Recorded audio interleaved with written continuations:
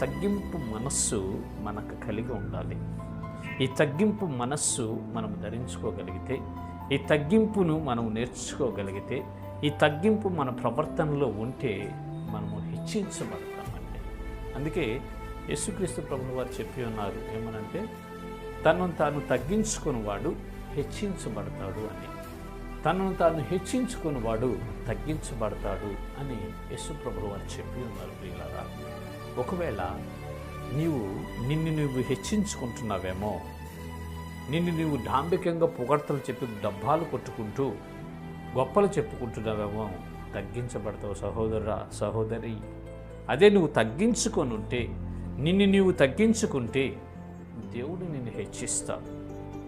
సమాజంలో హెచ్చిస్తాడు, సంఘంలో హెచ్చిస్తాడు, నువ్వు ఉద్యోగం చేసే చోట హెచ్చిస్తాడు, నీ కుటుంబంలో హెచ్చిస్తాడు, నీ రక్త సంబంధికుల మధ్య హెచ్చిస్తాడు.